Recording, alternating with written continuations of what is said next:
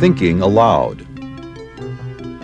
Conversations on the leading edge of knowledge and discovery with psychologist Jeffrey Mishlove.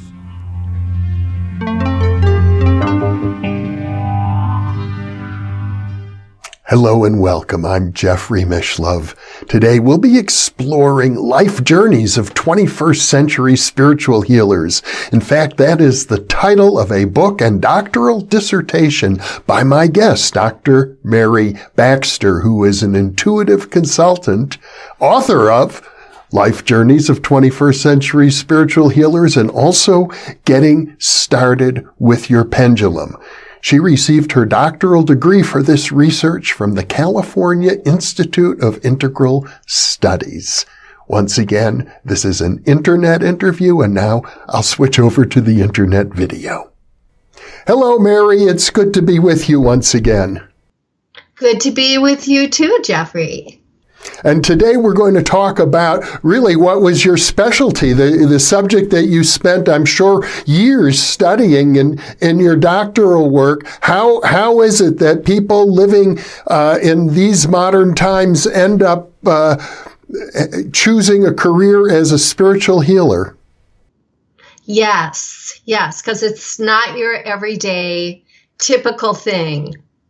Nobody mentions it as a career in the high school guidance counselor office. Yeah, and as a matter of fact, though, it's a very ancient tradition. I mean, people say that shamans are probably the world's oldest profession. When I started the study, one of the most interesting readings I did was Jean Achterberg wrote a book on healers and pointed out that all healing was spiritual healing until the Newtonian transformation in science. And up until that point, there were always some sort of, calling in of spirit in some way for anyone working with healing.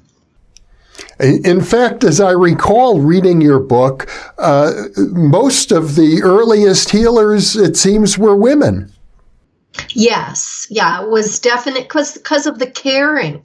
It's the difference between healers and technicians. And I think Western medicine is very technical and, trains technicians in modalities, chemical healing and so forth, but the healer aspect often isn't there. It's like when people go into teaching. Teachers there's something within them that causes a wanting to teach. And I think that's the case with healers. And women are more naturally the loving caretakers in humanity. You point out, for example, that for most of human history, if we go back maybe over 1 million years, humans lived in goddess cultures. Yes. There's so much research that was done. Gimbutas, I think is how we say her name. I've read her work. And archaeology, like digging things up, finding artifacts in rivers and so forth, really shows a history in and out of what characterized healing or the health of people by what they left behind. Big differences between ruling classes and the artifacts they left behind, and the peasant class and what was left behind, the condition of their bones, all that kind of thing. Really fascinating. And all of these artifacts were found that had these goddess figures and symbols that just really showed that this was where people were looking. It was the nature. The natural world is very associated with the feminine energy. During the Middle Ages, and even up almost to modern times, there has been sort of this idea of witchcraft, and witches are dangerous and witches are evil. But you point out that there's some scholarship suggesting that a lot of witchcraft, even into contemporary times, is something of a revival of the ancient goddess culture. It is. And I think, different words get connotations that just seem negative, and definitely witches and practicing witchcraft sounds very dark to many people, like, oh, definitely something to be avoided. And yet, in the Middle Ages, and as like the Reformation of the church, and where there was, the witch hunts and the terrible femicide that occurred during those times, was really identifying healers and herbalists who had the herbs, they had the drugs that relieved pain, and could do things that you needed training. You needed to learn how to do these things. And they were characterized as witches at that time. And politically, what I found in my research, and also because of this perspective I was looking at, this was a concerted effort of the church, which was male, to take over. They were the original scientists that, were in this organization, and wanting to take over the art of healing, wanted to be the medical profession. And so to demonize the practitioners who were women, this is even done today. If you want to get people to not look at something, you immediately make it sound extremely negative. If ridicule doesn't get rid of it, then you go after it with a vengeance. And this is, I think, what really happened to women healers. And I found it fascinating that you pointed out that there was a time around the turn of the 20th century when there was a real effort to bring women into medicine, and many women became doctors, and then it was shut down again. Then there was a tremendous backlash in that way for women not being allowed in schools.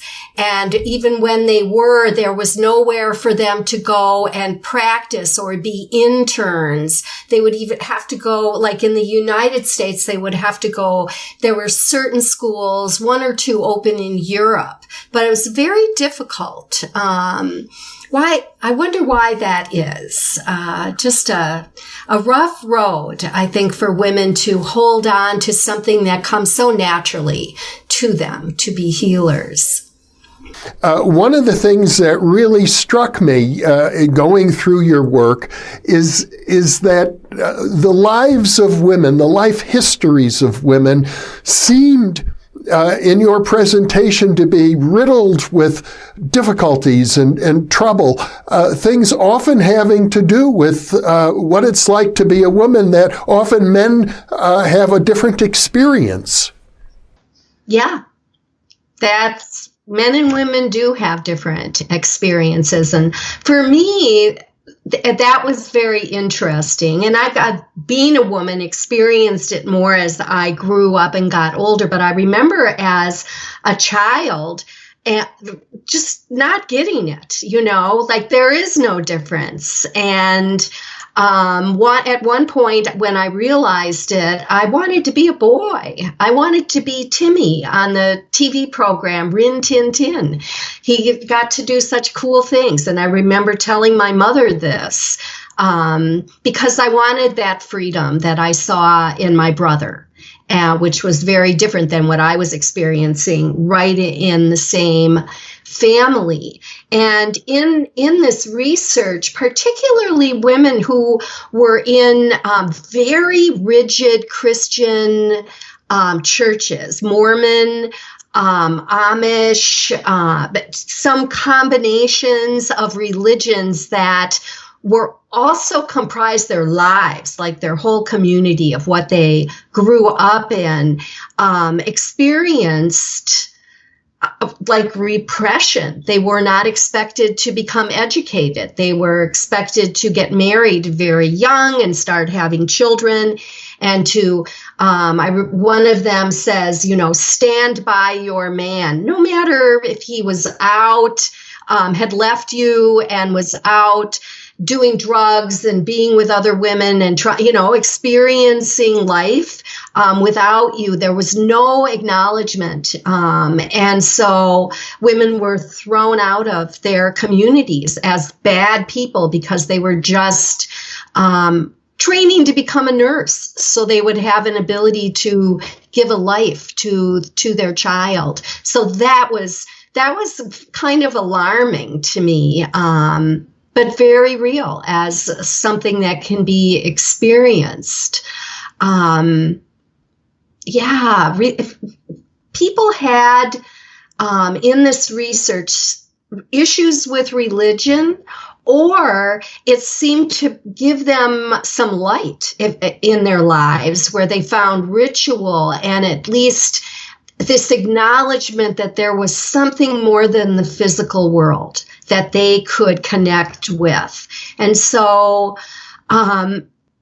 everyone knew exactly when I asked, okay, what do you see as the events and incidents? What happened in your life that led you to do this work? And no one had any trouble. Exact memories and experiences that they knew brought them along, to that point. So I found that pretty amazing, and I loved it. I just loved it. People know. Now, in some of the classical literature of shamanism, it's talked, shamans are described as individuals who go through a crisis and then they learn to heal themselves. And in the process of healing themselves in the middle of a terrible, often deathly crisis, they become shamans. And I noticed a very similar pattern in the healers that you wrote about. Yeah, I think that as each of these women went through their lives, and some had pretty shocking experiences of being manipulated or being abused throughout their lives or at key points, and some giving up, one just calling out loud, like, what is this about? Please help me. And receiving that help in a spiritual way, seeing angels, not incarnated beings, hearing voices that loved them and offered them help. And they knew it wasn't a negative thing. It wasn't anything to be afraid of. It gave them hope.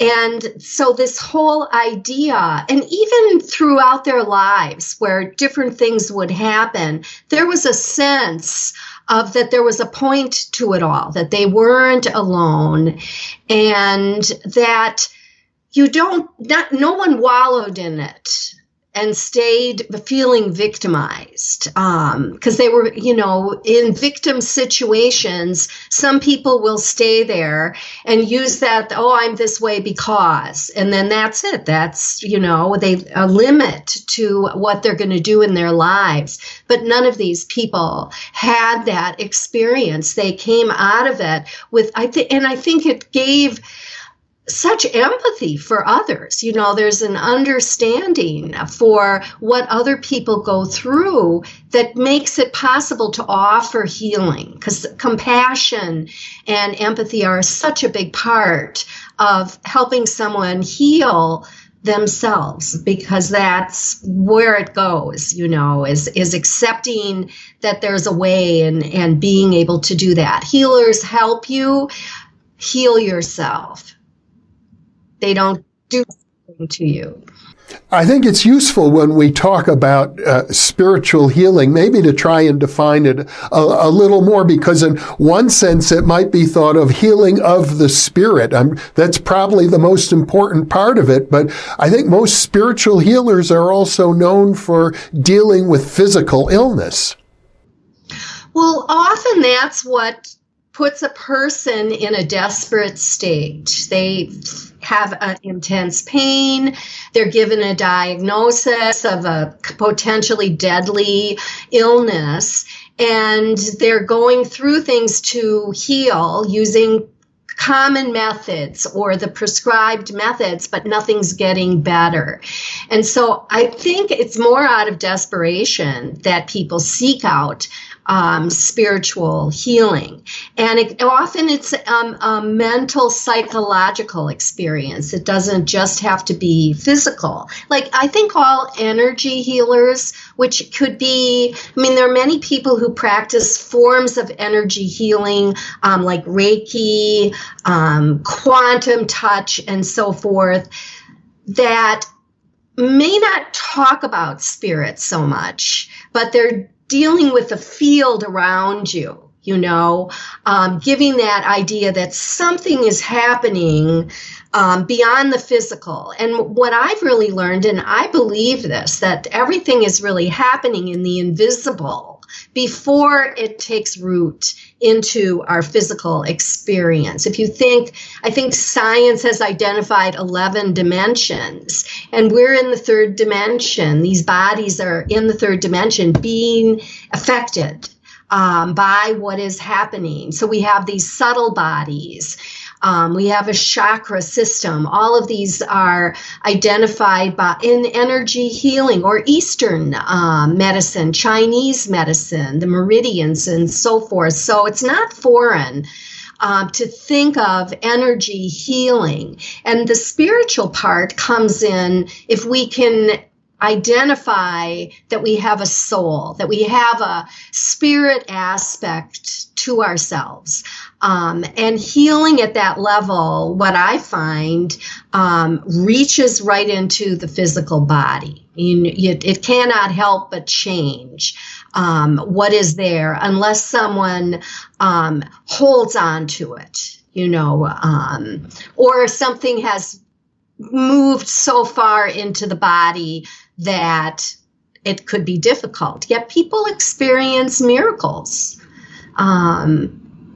There are these psychic surgeons out there that do all kinds of things and remove stuff from bodies. To me, very bizarre.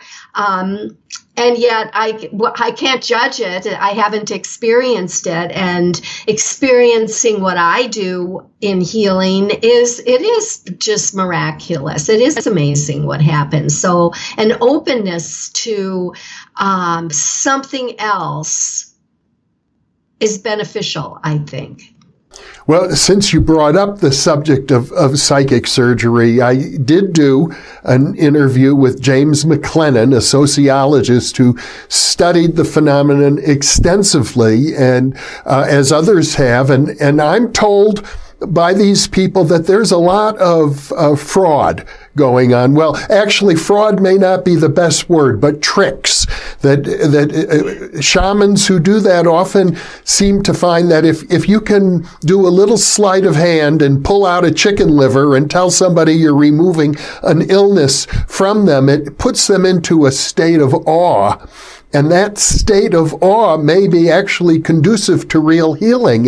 It seems to me that this is something that shamans have been doing for a long time. But and I'm fascinated. I know there are some medical doctors who have looked into psychic surgery and do feel that it is quite legitimate. Andrea Puharich, a surgeon at the University of New York at the time, wrote a book about a psychic surgeon from Brazil who operated on him personally. So I think it's a mixed bag. I think that the idea of fraud, it can exist everywhere. Including in very traditional medical procedures and doctor's appointments and so forth. But particularly when you're dealing with spiritual healing or energy healing, it's something I think people have to look out for. It is, you may be in fear. And, if you're in fear, you can be very susceptible. When I started doing this work, that's what really came to my attention. And I hear about it all the time, where people are afraid, are afraid of being tricked.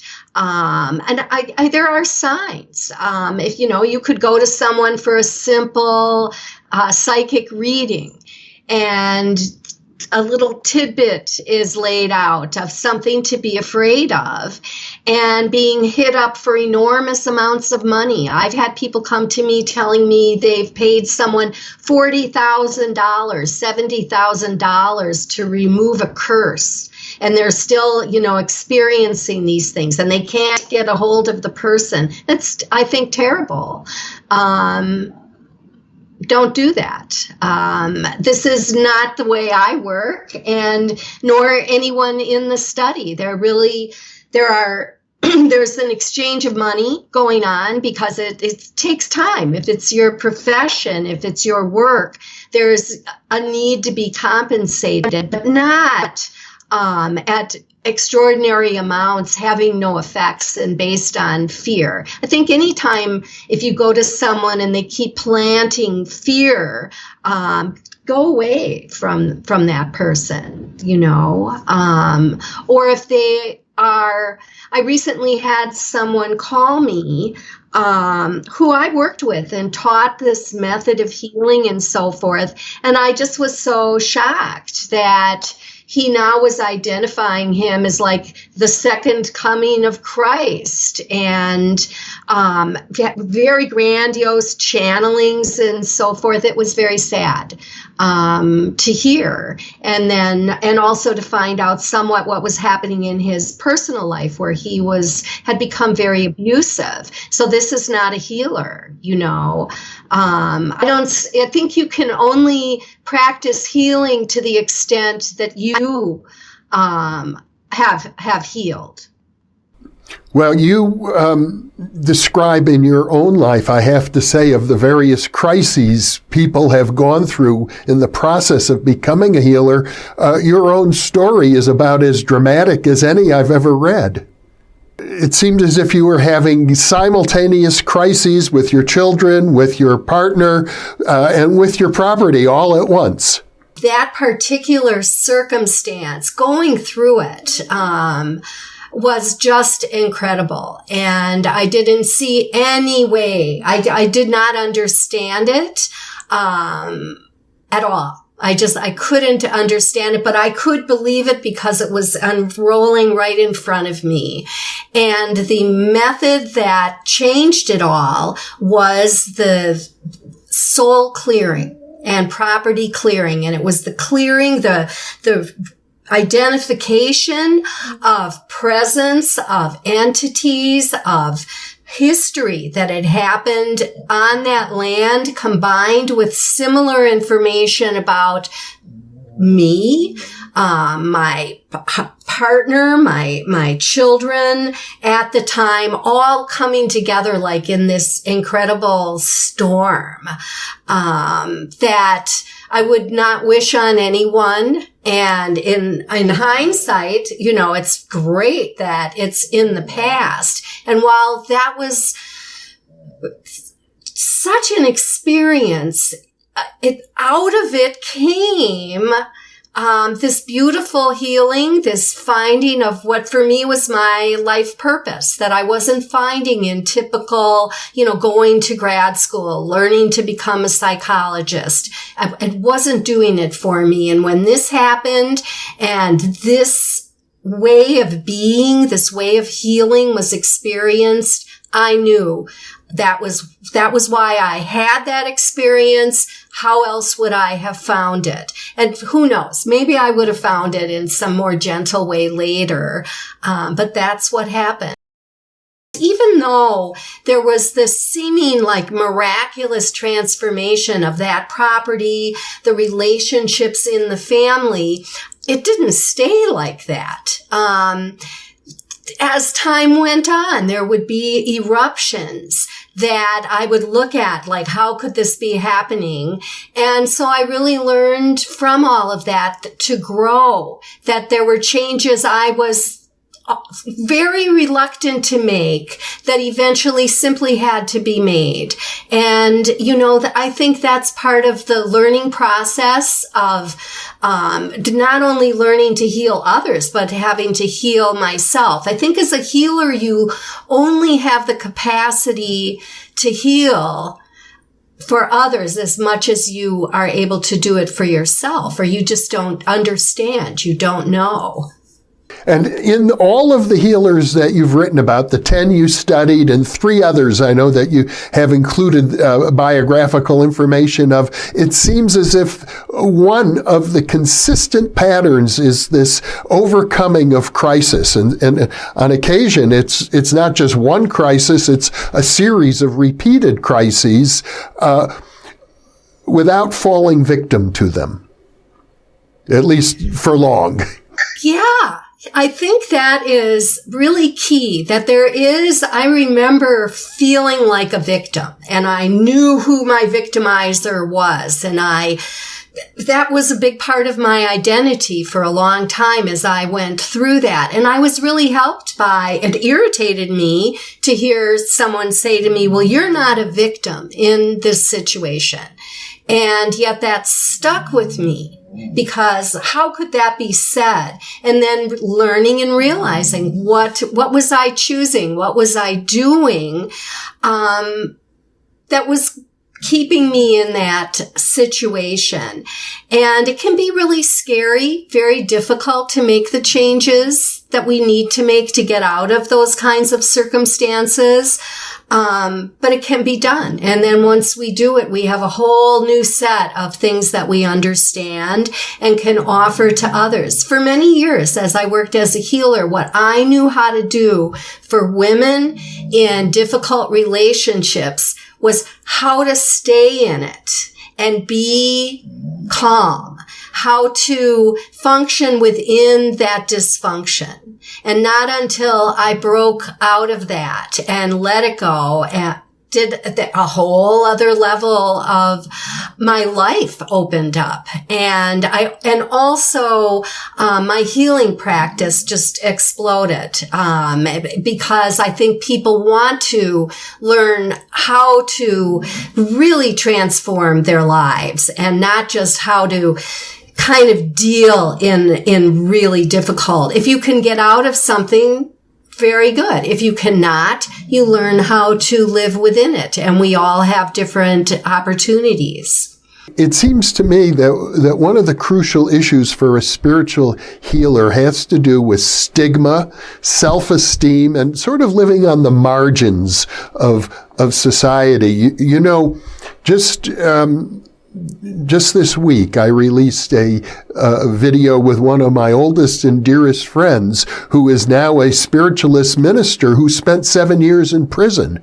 And he talked very openly about what that time in prison meant to him, and how, in his particular case, it was an opportunity to meditate and to actually achieve a state of oneness, which led to very dramatic transformations in his life. But these are things that some people can never get over the embarrassment of. Nelson Mandela, look at what happens to this person and the life and what he became.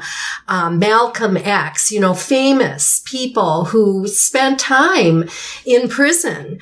You can stay a victim of it and just feel really bad, and other people just create so much beauty and have so much to offer coming from that experience. That's healing. That's being a healer.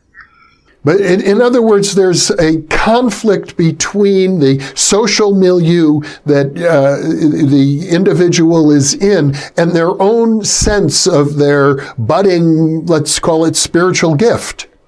Yes. And if they are actually, some of these women heard spirit encouraging them and letting them know that they were safe and on the right path. And this was very, very helpful. For me, I did have this experience of negative voices in my head, very alarming experience in my early 20s. And I knew this wasn't necessarily what was happening to other people, but I was pretty open about it, and I talked about it to be sure, and was finding out from people I was close to that no, they were not having these kinds of experiences. So I knew to get some help with that. And I really did through a traditional psychiatrist. But what was interesting was she offered me medication. Yeah, I think it's a common thing right away for that type of symptom. But I didn't want that. I just knew I didn't want that. And I remember a few sessions in, her name, Dr. Goldman. I don't think she's around with us any longer. But a few sessions in, she said to me, Mary, if you don't want to hear those voices, I think you could just tell them to stop and leave you alone. And I was very surprised because I had tried interacting, being friendly. I mean, these were more my ways of doing things rather than setting boundaries. And so I actually did that. And that was the end of it. It never happened to me again. And that was very, very wonderful. At the same time, it also closed down a part of me that had been more open to light and positive messages, a sense of that. And so that experience on the farm and going through that and having that healing through the soul clearing, it just cracked my heart open. I could still feel it. It was just like, wow, this is here. This is present. And I can connect with that without having to close it all down. And so that was a really important part of the beginning of my path in learning to do healing in this way. I used to know Wilson Van Dusen, who was the chief psychologist at Napa State Hospital in California, working with, people who had been hospitalized for decades. He wrote a book called The Presence of Spirits in the World of Madness, and based on the writings of Swedenborg, how sometimes we think people are experiencing psychosis using the medical model, whereas a spiritual model might suggest a completely different way to look at this, that there are, in his words, good spirits and bad spirits, and the people who were plagued by bad spirits also had good spirits who were trying to help them. It's very interesting. I love his work and writing about Swedenborg, and who lived at a time when he could openly talk about his interdimensional experiences, viewing heaven, viewing hell, being taken on tours by angels, and, a Renaissance man. He could do everything. He could make a clock, as well as understand intricate crafts and do them. He could do that. And yeah, to be open, young, he listened to his patients that were in these hospitals. And that's how he also, had a lot of interaction with, beings that weren't physical, but he could see them and hear them. And I even wonder, when he came up with the collective unconscious and his whole explanation, if that just wasn't a better way of bringing semi-acceptable information forward into psychiatry at that time, because he could have explained it in many other ways. Having had those experiences. And he wondered, he even says, in his journal, the Red Book, that he was worried, am I doing schizophrenia? He asks himself, through having these experiences. So it's pretty amazing to me that with openness, we find out many people are having experiences that bring them comfort, that come from beyond their day-to-day lives, that they feel a presence, that there's something there. And why not use that and acknowledge it if it comes to you as your purpose, which it did to me. I understand from our previous interview what came to you was working with guides and angels. Yes, they were right there. And I presume that this is true of many of the other healers you've studied. Yes, they talk about they have a team that they are working with that brings them information and helps them understand what's going on so they can explain it to the people that they're working with and give people the ability to connect with their own guidance. I mean, I think that's the most important thing is if I can help someone understand that they have guidance within them, that they can tap into. One of my classes that I really focus on is called Inner Wisdom. How to connect into that, like moment to moment, and live in a way that you're not in fear, but you're connected with this higher part of yourself. If you believe in angels, there will be angels, spirit guides to me, are angels that if you recognize that they're there and very easy to communicate with, and that we have ways we can do that and really be confident about what we're being guided to do, it's a great way to live. Especially if you have problems and issues and are going through things, meaning you are human, to have that help. And I think we get that help because being human is very difficult. I think another characteristic that you've written about, which seems important, is the idea of having somewhere a supportive community, or at least one other person who can acknowledge and the depths within one, where other people might be labeling you as a deviant or a crazy person. At least one other human being can recognize that there's a potential spiritual gift there. People are having these experiences. Maybe if we don't treat them as a serious illness and try to medicate it out of them or isolate them and get them away from society, but maybe if we help them through it, understand it, and help them through it. Like, okay, go ahead and have this experience. You're safe in this environment. You come out of it having grown and being whole, being more whole, rather than pushing it all down. I know that was my experience, that as people helped me through what I was experiencing and knowing there could be a community, that made such a difference.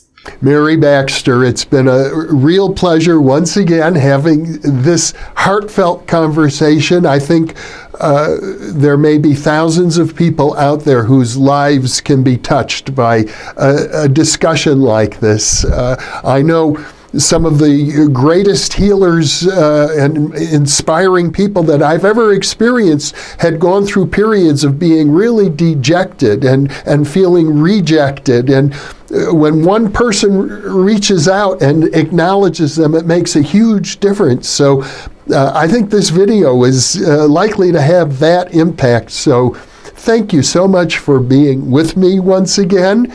And also, I want to let our viewers know we're going to have another discussion on how to use a pendulum, which is a very important technique in your own work. Yes, it is. I look forward to that. And thank you so much for today. Wonderful.